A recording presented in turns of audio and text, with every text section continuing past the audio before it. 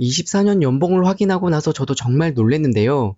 15년 전 월 250만 원에서 시작을 했었는데 어쩌다 보니 1억 원에 가까운 금액이 찍혀 있었습니다. 하지만 맞벌이를 하는 저희 부부를 보면서 정말 많은 분들이 얼마나 두 사람이 합치면 경제적으로 여유로울까? 라고 생각하실 것 같습니다. 하지만 저는 오히려 남들보다 힘들고 어려운 길을 가고 있습니다. 실제로 정말 남들이 생각하고 있는 그런 삶을 살고 있는지, 그리고 어떻게 제가 순자산 12억을 만들 수 있었는지 오늘 모든 것을 알려드리도록 하겠습니다. 안녕하세요. 금융자산 10억이 목표인 우아한 짠테크TV의 웃짠입니다. 오늘도 투자에 도움이 되는 정보를 지금 바로 얻어가세요. 좋아요와 구독, 따뜻한 댓글 항상 감사합니다. 작년 한 해 저희 부부 카드 사용 내용을 국세청에서 한번 확인해 봤는데요. 제 카드 사용 금액은 약 1,800만 원, 아내는 약 1,000만 원 정도로 나오더라고요. 여기서 잠깐 설명드릴 부분이 있는데요. 저는 출장이 꽤 많은 편이라서 기차표나 비행기 티켓, 숙박비 등을 먼저 제 카드로 결제한 이후에 회사로부터 환급을 받고 있습니다. 2024년 출장 기록을 확인해 보니까요. 해외 출장을 포함해서 총 18번이나 다녀왔습니다. 대략 계산해 보니 출장비로 사용 금액만 약 500만 원 정도 되는 것 같아요. 아내도 서울로 무조건 한 달에 3번 정도 출장을 가는데요. 기차를 이용하고 있습니다. 작년 한 해 사용한 기차 비용만 약 250만 원 정도를 사용을 했네요. 결국 회사 일로 인해서 돌려받는 금액을 제외하고 순수 소비한 금액을 다시 계산해 봤을 때 제 카드 사용액 1,800만 원 중에 출장비 500만 원을 제외한 1,300만 원을, 그리고 아내의 카드 사용액 1,000만 원 중에서 출장 관련 교통비 250만 원을 제외하면 약 750만 원을 합치게 됐을 때 결국 24년 지출액은 약 2,050만 원을 정도 소비한 셈입니다. 월별로 다시 계산해 보면 저희 부부가 24년 한 달 평균 약 170만 원 정도로 생활하고 있다는 결론이 나옵니다. 결국 월급에서 남는 대부분의 금액은 저축과 투자를 하고 있습니다. 남들이 흔히 상상하는 연봉 1억 원의 삶과는 저는 조금 거리가 있습니다. 맞벌이를 지금도 하고 있기 때문에 합산하면 세금을 제외하고도 1억 원이 훨씬 넘는 돈을 벌어들이고는 있어요. 하지만 저희 부부가 살고 있는 모습이 여러분이 생각하는 모습인지는 한번 판단해 주시길 바랍니다. 정말 많은 분들이 저에게 너네 인생은 정말 무료하다. 왜 이렇게 재미없게 사냐? 심지어는 여행 좀 다녀와라 라고 말씀을 해주시는데요. 겉으로 보이는 모습만으로는 그렇게 생각하실 수도 있을 것 같습니다. 하지만 저희가 전혀 밖을 안 나가거나 꼼짝 않고 집에만 있는 건 아닙니다. 흔히 생각하는 며칠씩 떠나는 여행도 다니고 있는데요. 그리고 주변 근교로도 가벼운 여행도 정말 자주 나갑니다. 다만 여행을 갈 때마다 큰 비중을 차지하는 숙소 비용에 대해서는 조금은 저희 부부는 다른 생각을 가지고 있습니다. 여행지를 돌아다 보면 숙소는 정말 늦게 돌아오는 경우가 많잖아요. 굳이 비싼 호텔에서 잠만 자는 것이 저에게는 큰 의미가 있을까라는 생각이 들더라고요. 그래서 저희는 여행을 가면 대부분은 모텔을 이용합니다.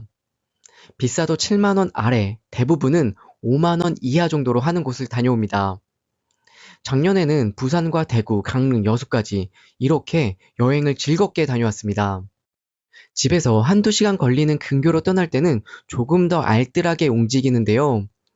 아침 일찍 일어나서 집에서 간단하게 아침을 챙겨 먹고 점심은 김밥이나 유부초밥을 직접 만들어서 휴게소나 차에서 먹습니다. 물론 저녁은 여행지에서 조금은 맛있는 음식을 사 먹으려고 하는데요. 이렇게 하면 굳이 비싼 식당에서 모든 끼니를 해결하지 않아도 돼서 여행비를 최대한 절약할 수가 있습니다. 해외여행을 전혀 안 나가냐고요? 아닙니다. 작년에 저희도 나트랑을 다녀왔습니다. 그때 비행기 티켓이 두 종류가 있었는데요.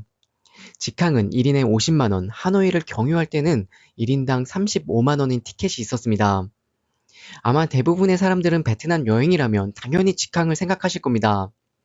하지만 어차피 2시간 정도 기다리는 것을 감수할 수 있을 때 약 15만 원을 아낄 수가 있다면 저는 그게 더 나은 판단이라고 생각했습니다. 그래서 망설임 없이 하노이 경유 티켓을 선택했는데요. 남들이 보기에는 조금 답답하거나 재미없거나 왜 저렇게 힘들게 살까 라고 보일 수도 있을 것 같습니다.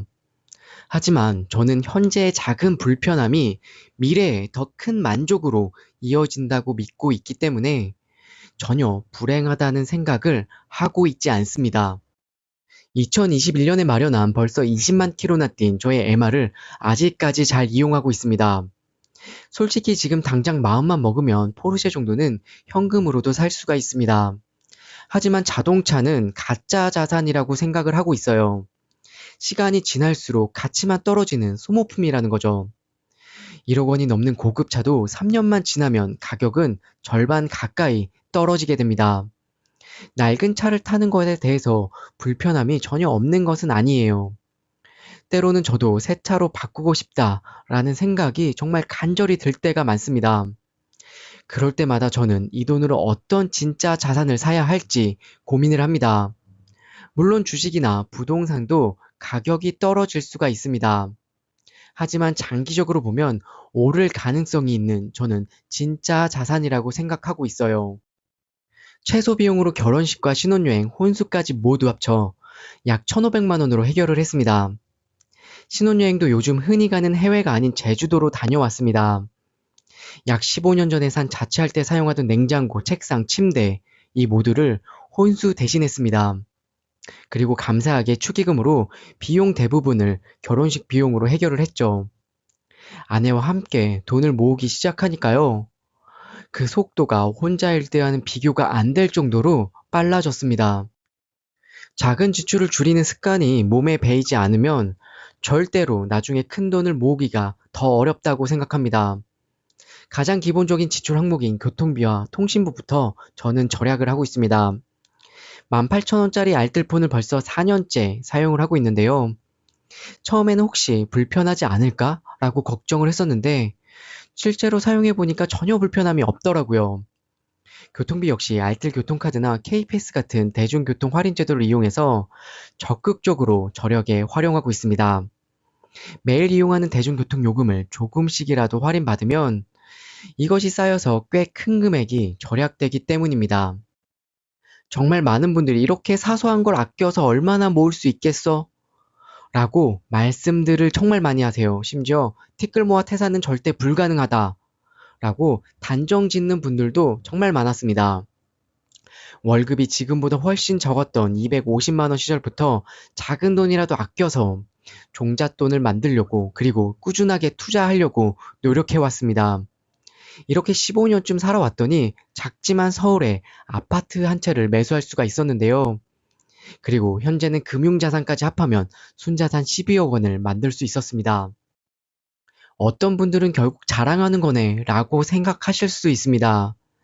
하지만 분명히 저희 부부보다 소득이 작으면서도 소비는 더 많이 하고 계신 분들이 있을 겁니다. 오히려 저는 이렇게 노후를 준비하는 것이 얼마나 힘든 일인지 이야기를 하고 싶었습니다. 작은 절약 습관 하나하나가 모여서 결국 큰 자산을 만들고 궁극적으로는 돈으로부터 자유로워지는 삶을 가능하게 할 수 있다는 것을 알려드리고 싶었습니다. 저는 오늘의 영상이 여러분들의 소비 습관이나 재정 계획에 대해서 다시 한번 생각해 볼 수 있는 도움이 되는 영상이 되었기를 바라봅니다. 오늘의 영상이 도움이 되셨다면 좋아요와 구독 그리고 따뜻한 댓글 부탁드리겠습니다. 오늘도 시청해 주셔서 정말 감사합니다.